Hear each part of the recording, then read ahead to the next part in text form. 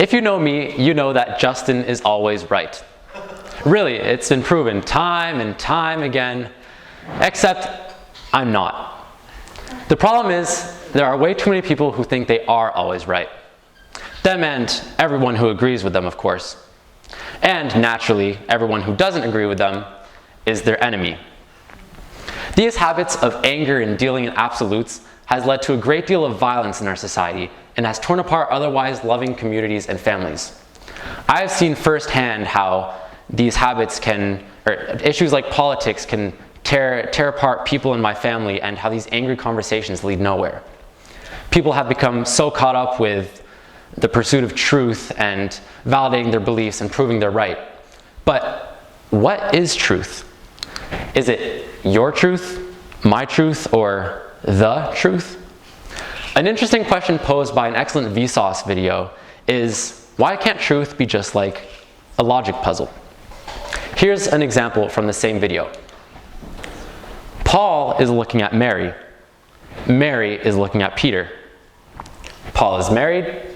Peter is unmarried. So, is a married person looking at an unmarried person? Think about that for a second, if you could follow along. The correct answer is actually yes. Now, you may have been tempted to say that there's not enough information because, well, we don't know if Mary is married or unmarried, so how could we possibly know?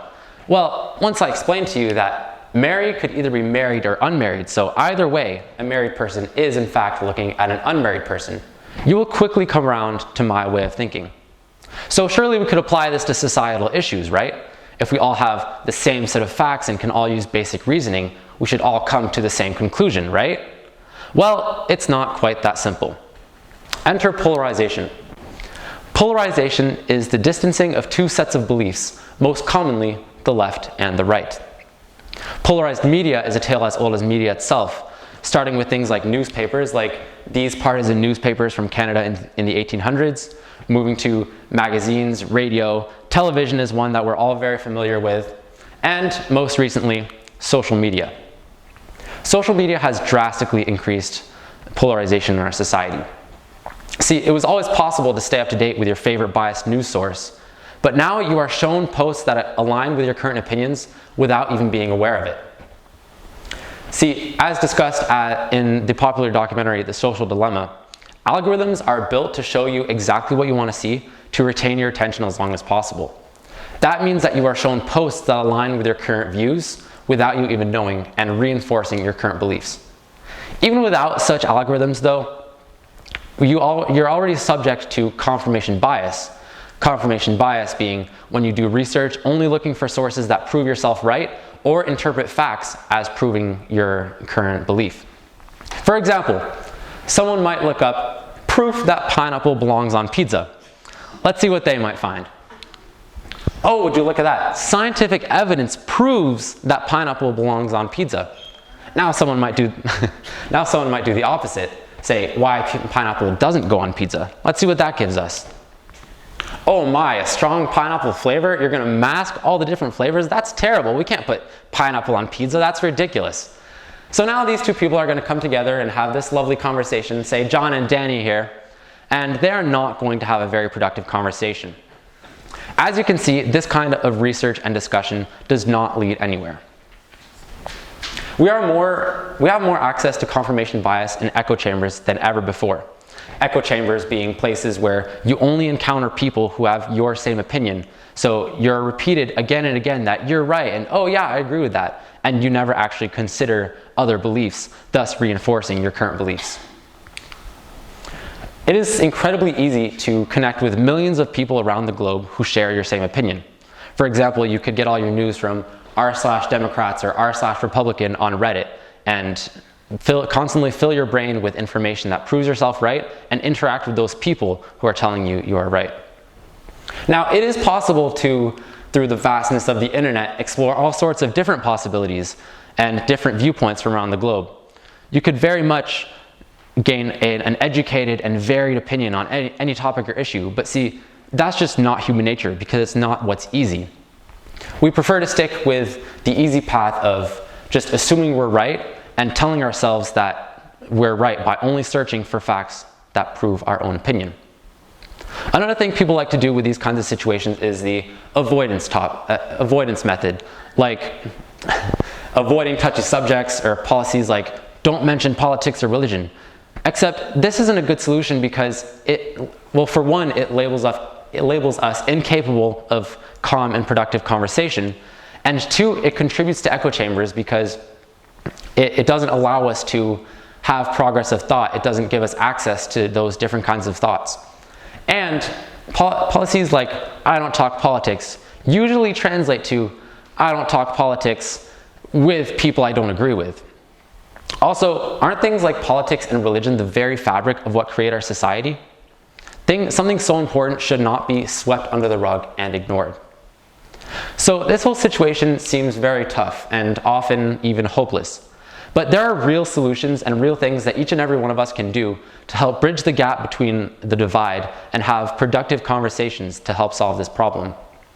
So keeping in mind everything I've told you about why people develop different opinions, here are 5 things that I keep in mind when having discussions to have positive conversations.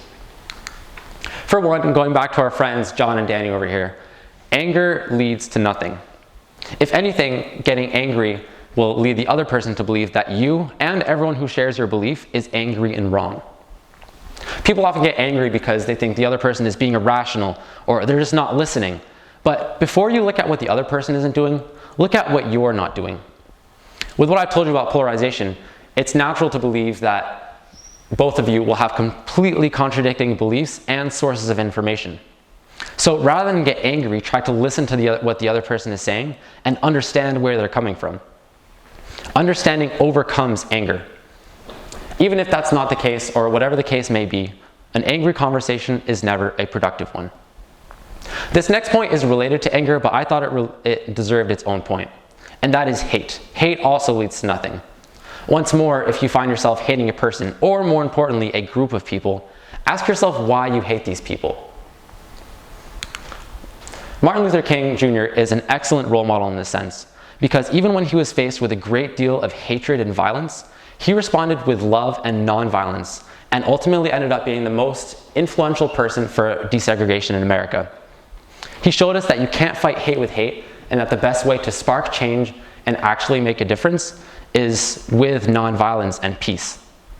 If he's able to do all that with the situation he faced, then we can avoid turning to hate when we simply disagree with someone. The third thing is something that I use to avoid anger and hate, and that is to remember that almost every person you will ever talk to is trying to improve the world. The belief that half the world is always trying to make the world a worse place and leave the world down this evil path is simply not true. People with different beliefs simply have different values or see a different way as more effective to getting to this better place, this common goal. Once you see this, it becomes much easier to see your opponents as allies, trying to get the same common goal of making the world a better place. Take transgenderism, for example, a very heated topic in today's society. People who are against the topic are trying to protect people from harmful procedures that have irreversible side effects. People for the topic are trying to protect people's right to express themselves and show them that they are loved and embraced no matter who they are.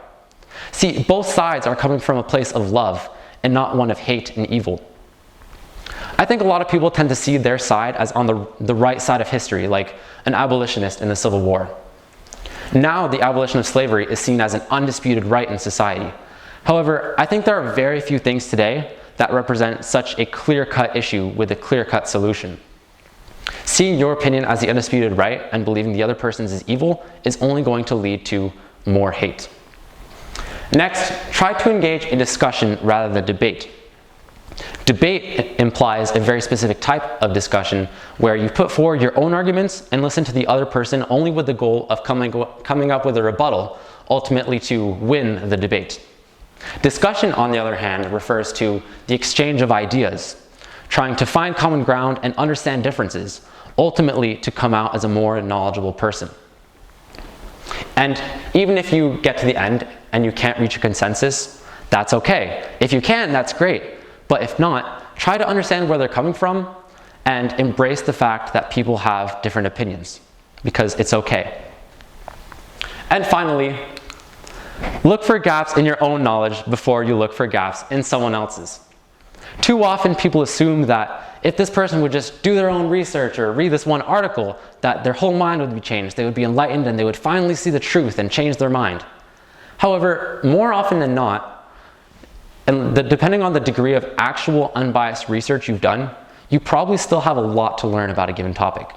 That's why discussion is so important and interesting in the first place. It gives you that opportunity to fill in those gaps in knowledge and learn something you might not have known before. Once you accept that you are not all knowing is when you open yourself up to the true possibilities of discussion. There is no shame in being wrong and admitting when you're wrong. The only shame is not knowing when to admit you're wrong. So these are 5 things that I try to apply to every discussion, and it has led to a variety of interesting, thought-provoking, and productive conversations. I hope everyone here can apply these to your own lives and build more positivity around these so-called touchy subjects. We need to be more understanding of other people and look to find the truth rather than look to prove ourselves right and turn to violence. Conversation is essential for progress of thought, and it should never end in conflict. Now, this doesn't mean that you shouldn't stand up for your beliefs and what you know to be right. If someone tells you that the earth is flat, the Illuminati is real, or pineapple does belong on pizza, you can still stand firm with the facts and what you know to be right. However, it does mean that you should not turn to hate and violence, as like I discussed, this will not lead to anything useful. So please be mindful that people with differing views are not evil or hateful or stupid. They just may see the world through a different lens, and they may even be right. Thank you for coming to my TED Talk.